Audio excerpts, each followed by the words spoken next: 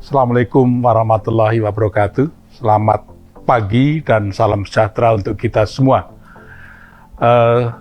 Tentu mahasiswa baru sangat membanggakan bagi UPN Veteran Jakarta dan juga selamat bagi semua mahasiswa yang terpilih menjadi mahasiswa Fakultas Hukum UPN Veteran Jakarta.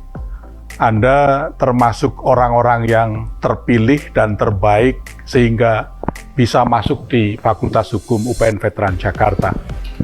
Pada pertemuan hari ini saya akan menjelaskan mengenai pengantar ilmu hukum yang merupakan dasar dari segala hukum yang akan nanti Anda terima pada semester-semester berikutnya. Dan pengantar ilmu hukum atau sering disingkat dengan PIH merupakan prasyarat untuk mata kuliah yang lainnya. Pada pertemuan ini saya akan membahas mengenai sejarah, kemudian peristilahan, kemudian tujuan mempelajari hukum, dan juga hal-hal lain yang merupakan dasar bagi Anda dalam mempelajari hukum. Yang pertama terkait dengan sejarah peristilahan. Istilah pengantar ilmu hukum atau PIH pertama kali digunakan di Perguruan Tinggi Gadjah Mada yang didirikan pada tanggal 13 Maret 1946. Istilah tersebut merupakan terjemahan dari bahasa Belanda, Inleiding tot de Rechtswetenschap, yang digunakan sejak tahun 24 oleh Res Hogeschool di Jakarta.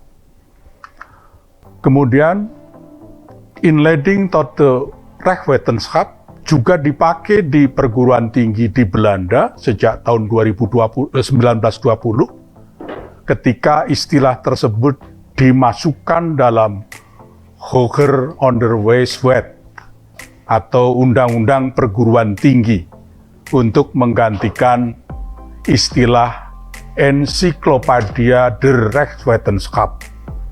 Istilah tersebut diambil dari Jerman, yaitu Einführung in the Rechtswetenschap, yang dipakai sejak akhir abad 19 dan permulaan abad ke-20. PIH merupakan mata kuliah dasar yang mengantarkan kita semua ke arah cabang-cabang ilmu hukum atau Rechtswaken.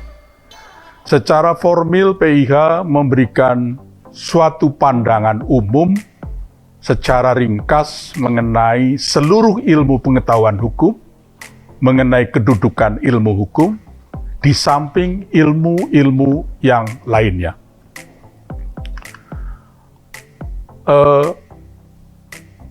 Istilah pengantar dalam bahasa Inggris disebutkan introduction, sedangkan dalam bahasa Belanda disebut sebagai inleiding. Ini semua diterjemahkan ke dalam bahasa Indonesia menjadi pengantar. Dan tentu saja PIH merupakan pengantar untuk mempelajari hukum, tapi tidak menunjuk pada suatu hukum tertentu, mempelajari tentang tujuan hukum, kemudian mempelajari tentang pengertian hak dan kewajiban, mempelajari tentang pengertian-pengertian dalam hukum, kemudian juga mempelajari tentang sumber-sumber hukum, mempelajari tentang aneka sistem hukum yang ada dalam masyarakat, kemudian metode pendekatan yang digunakan dalam memperdalam PIH biasanya dapat digunakan beberapa metode, namun pembahasan pada saat ini saya ingin menyampaikan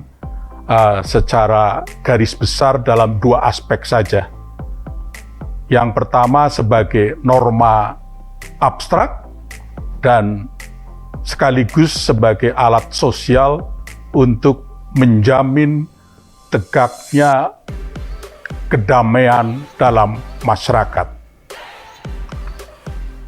Metode yang digunakan dalam mempelajari hukum antara lain ada metode ideologis yang intinya adalah bagaimana agar hukum itu mencapai keadilan. Kemudian yang kedua, metode normatif analitis yang tentu saja mendasarkan pada pemikiran bahwa hukum sebagai suatu sistem peraturan yang abstrak, otonom, dan juga merupakan subjek tersendiri yang terlepas dari hal-hal lain di luar peraturan tersebut. Kemudian metode sosiologis mendasarkan pada pemikiran bahwa hukum sebagai alat untuk mengatur masyarakat. Hukum dikaitkan dengan usaha untuk mencapai tujuan tertentu dan untuk memenuhi kebutuhan konkret dalam masyarakat. Kemudian juga saya kira ada metode lain, ada metode historis, ada metode sistematis, dan juga ada metode komparatif, yaitu membandingkan antara hukum yang satu dengan hukum yang lain. Dengan menggunakan metode komparatif ini, kita bisa memperbandingkan, ya, dan selanjutnya dapat mengetahui perbedaan dan persamaan antara sistem hukum yang ada di negara yang satu dengan sistem hukum di negara yang lain. Selain itu, sering juga dijumpai beberapa istilah asing mengenai hukum ini. Dalam bahasa Inggris kita sering menjumpai ada istilah law yang mengandung pengertian pertama, preskripsi mengenai apa yang seharusnya dilakukan dalam mencapai keadilan. Dan yang kedua, merupakan aturan perilaku yang ditujukan untuk menciptakan ketertiban masyarakat. Yang pertama, dalam bahasa Latin sering disebut sebagai jus. Kemudian dalam bahasa Prancis, droit. Dan dalam bahasa Belanda dan Jerman, recht. Dan istilah Indonesia adalah hukum.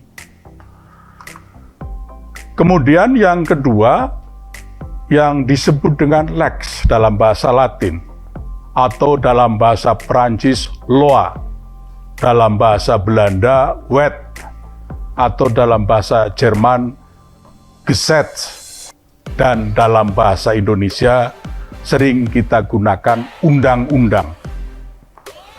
Kata law dalam bahasa Inggris berasal dari kata lege, gitu ya, yaitu aturan-aturan yang dibuat oleh raja-raja Anglo-Saxon yang sudah dikodifikasikan.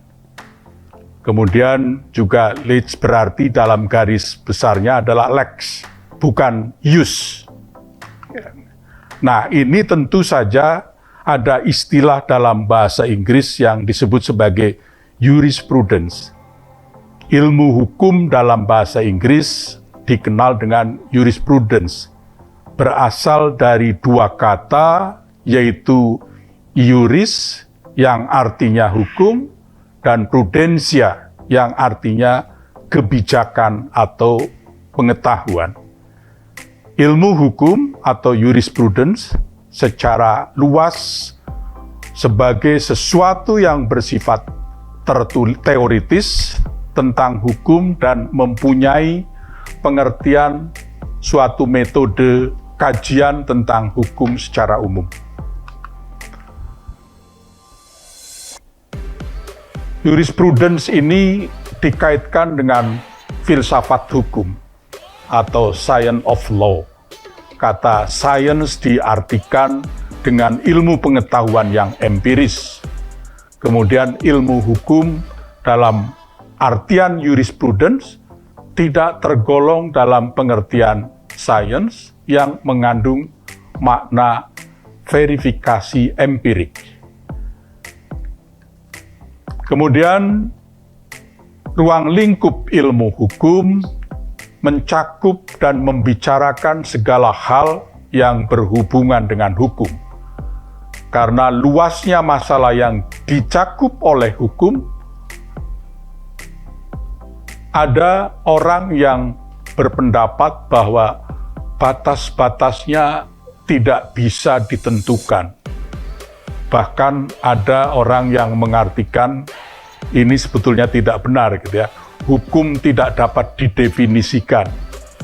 Bisa didefinisikan, tetapi pandangannya bisa berbeda-beda tergantung dari sudut mana, ahli mana yang memberikan pengertian mengenai hukum itu. Jadi, pendapat bahwa hukum tidak bisa didefinisikan sebetulnya tidak tepat. Bisa didefinisikan, tetapi berbeda-beda tergantung pada sudut pandangnya. Ilmu hukum tidak mempersoalkan suatu tatanan hukum tertentu yang berlaku di suatu negara atau yang sering kita sebut sebagai ius constitutum. Kemudian tujuan mempelajari hukum adalah mempelajari asas-asas yang pokok dari hukum, kemudian mempelajari sistem formal hukum, mempelajari konsepsi-konsepsi hukum dari arti fungsionalnya dalam masyarakat, kemudian mempelajari kepentingan-kepentingan sosial apa saja yang dilindungi oleh hukum. Kemudian tujuan lain yaitu ingin mengetahui tentang apa sesungguhnya hukum itu, dari mana dia datang atau muncul, apa yang dilakukannya, dan dengan cara-cara atau sarana-sarana apa ia melakukan hal itu. Selanjutnya, mempelajari tentang apakah keadilan itu dan bagaimana ia diwujudkan melalui hukum. Mempelajari tentang perkembangan hukum, apakah sejak dari dulu hukum itu sama dengan yang kita kenal sekarang.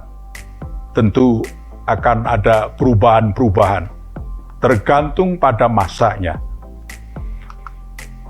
Kemudian juga mempelajari pemikiran-pemikiran orang mengenai hukum sepanjang masa, mempelajari bagaimana sesungguhnya kedudukan hukum itu dalam masyarakat, kemudian juga keterkaitan hukum dengan sub-subsistem lain dalam masyarakat.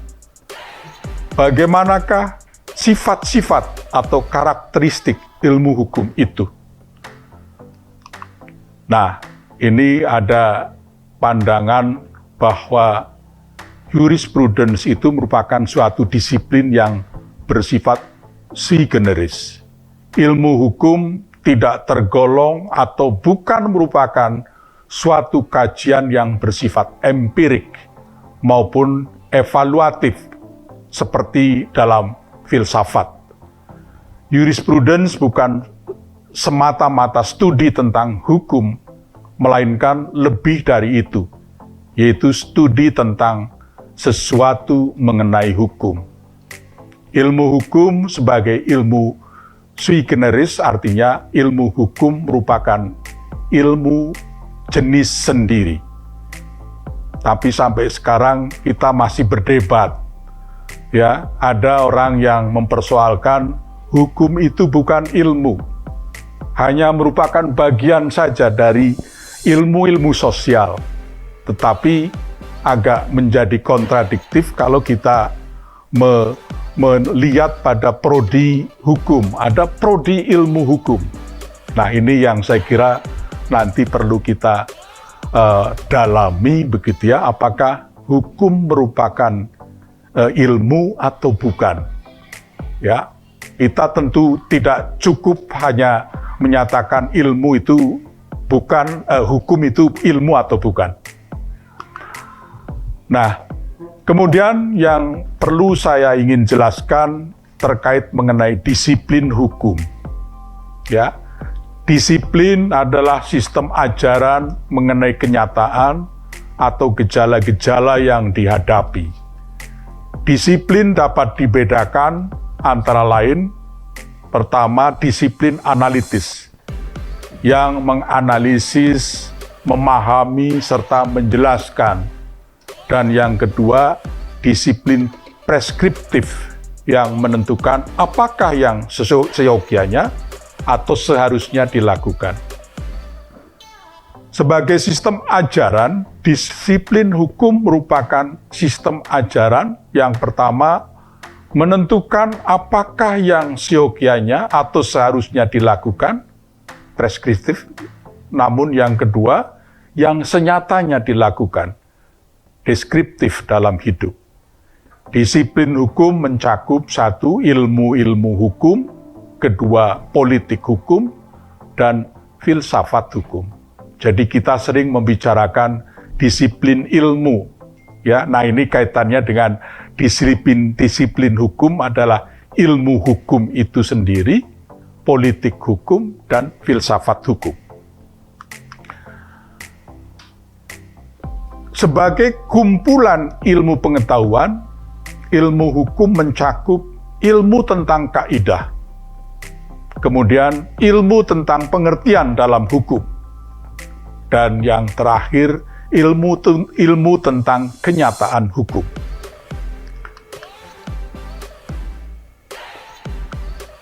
Kemudian saya ingin juga menjelaskan hubungan antara kaidah hukum dan kaidah-kaidah yang lain.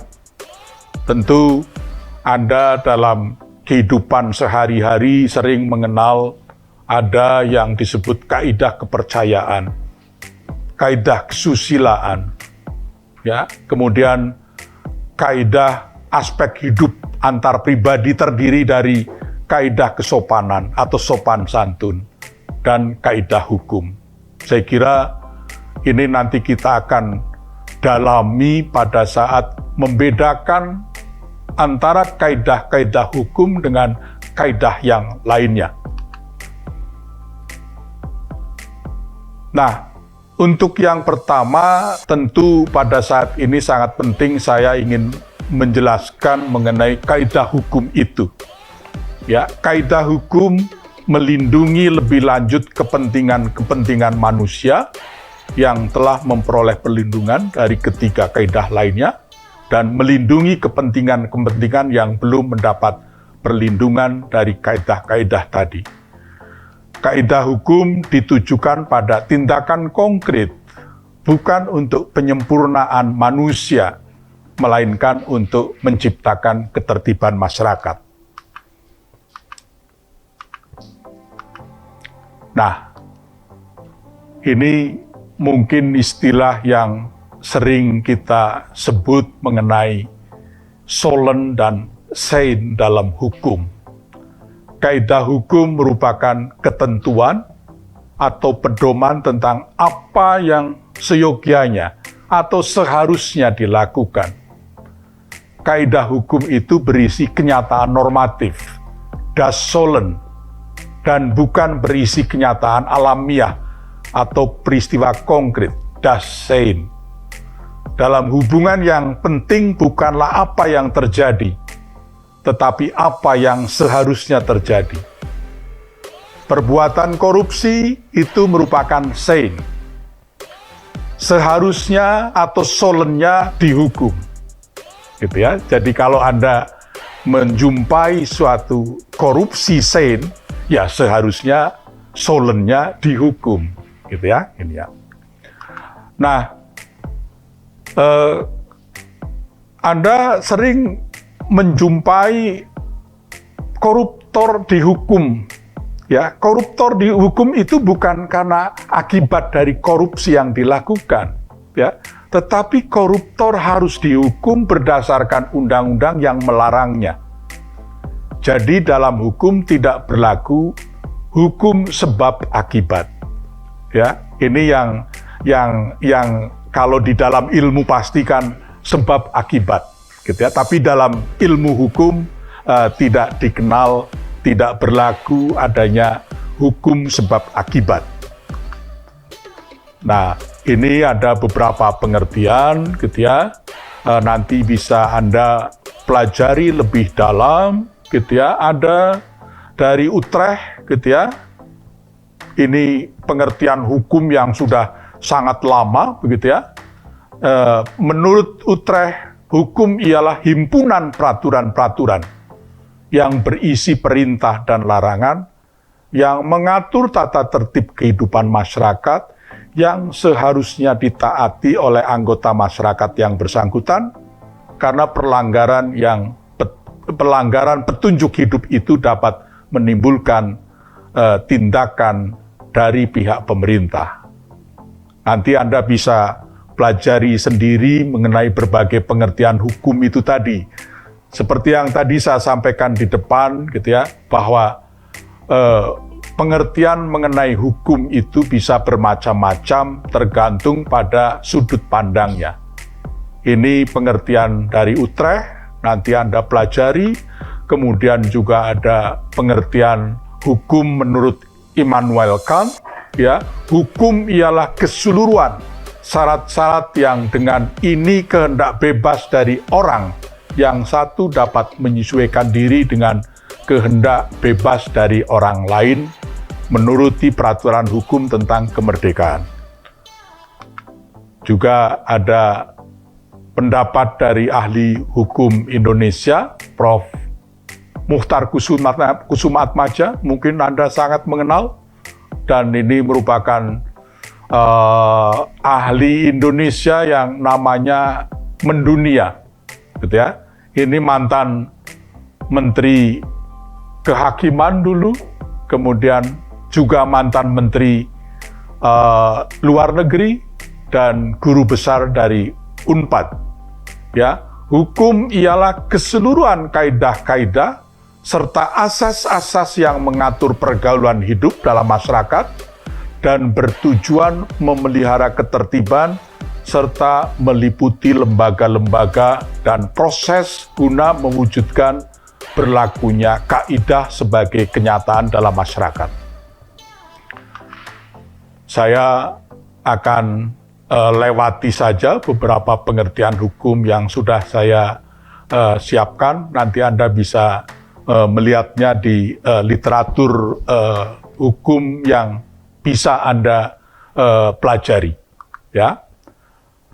Nah, berbagai arti yang diberikan oleh masyarakat pada hukum, simpulannya adalah hukum merupakan ilmu pengetahuan, yakni pengetahuan yang disusun secara sistematis atau dasar kekuatan pemikiran. Kemudian yang kedua, hukum sebagai disiplin, yakni suatu sistem ajaran tentang kenyataan atau gejala-gejala yang dihadapi. Ini saya kira cukup panjang karena memang PIH 3 SKS begitu ya, tapi saya juga tidak akan memanfaatkan waktu ini sampai habis gitu ya, sehingga nanti Anda bisa mempelajari secara mendalam berbagai pengertian mengenai hukum ya. Dan yang penting Anda ketahui adalah hukum sebagai sistem kaidah. Kaidah hukum dari sudut daya cakup maupun hierarki meliputi kaidah abstrak atau umum dan kaidah hukum konkret atau individual. Ada teori Stephen Bow dari Hans Kelsen. Ya, ini menyatakan bahwa hukum itu berjenjang, berlapis-lapis, ya, atau yang disebut sebagai hierarkis, gitu ya. Yang di atas menjadi sumber yang di bawah tidak boleh bertentangan yang di atasnya. Begitu sampai ke bawah, ya. Nah, konstitusi merupakan kaidah tertinggi dari tertib nasional. Sama seperti di kita, gitu ya. Undang-Undang Dasar 45 menempati pada posisi yang paling tinggi.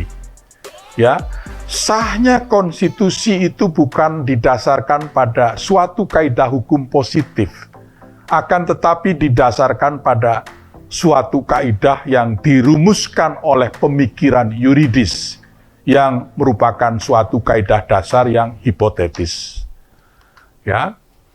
Nah, ajaran Kelsen itu menentukan bahwa ya tadi saya sebutkan kaidah hukum itu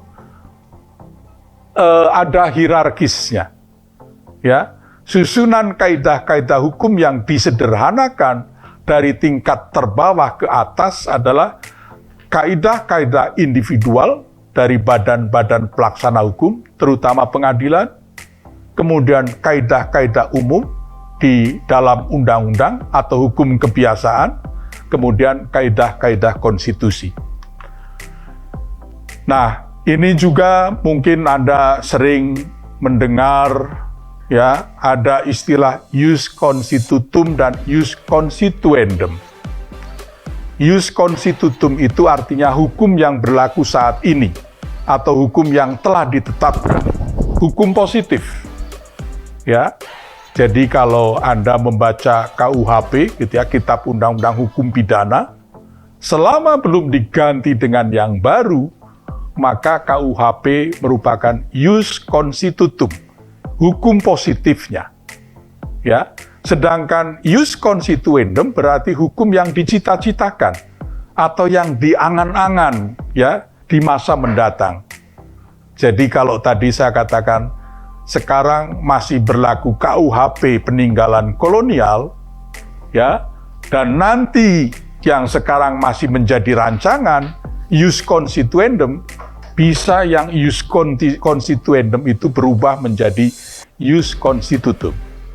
Jadi RUU KUHP yang banyak didiskusikan itu masih ius constituendum, sedangkan nanti kalau sudah disahkan itu akan menjadi ius constitutum, hukum positif.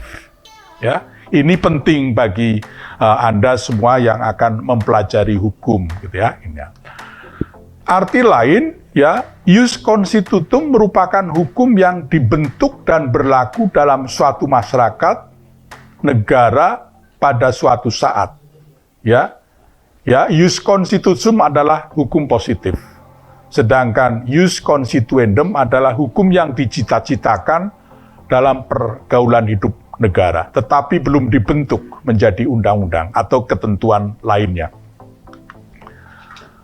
Perubahan ius constituendum menjadi ius constitutum sangat mungkin tadi ya. Digantinya suatu undang-undang lama gitu ya, tadi KUHP diganti dengan undang-undang baru, itu akan berubah dari ius constituendum menjadi ius constitutum. Ya. Perubahan undang-undang yang ada dengan cara memasukkan unsur-unsur baru ya, atau mungkin juga gabungan antara unsur baru dengan unsur lama, gitu ya, itu sangat mungkin dalam pembentukan peraturan perundang-undangan. Kemudian juga ada penafsiran peraturan perundang-undangan. Penafsiran yang ada kini mungkin tidak sama dengan penafsiran pada masa lampau. Ya, penafsiran pada masa kini dahulu merupakan ius constituendum. Dan yang berikutnya adalah perkembangan doktrin atau pendapat sarjana hukum terkemuka di bidang teori hukum. Ya, apa yang tadi saya contohkan, misalnya Prof. Muhtar Kusumatmaja dengan wawasan Nusantaranya itu merupakan pendapat ya ahli dari Indonesia yang dikenal mendunia. Ya, jadi jangan kalah dengan Prof. Muhtar Atmaja gitu ya. Kita semuanya juga bisa ya menjadi ahli hukum yang terkenal gitu ya. Itu yang bisa saya sampaikan. Kita akan ketemu lagi pada pertemuan berikutnya gitu ya. Mudah-mudahan pertemuan pertama ini membuka cakrawala Anda semua untuk mempelajari hukum selanjutnya. Terima kasih, ya, salam sehat, dan wassalamualaikum warahmatullahi wabarakatuh.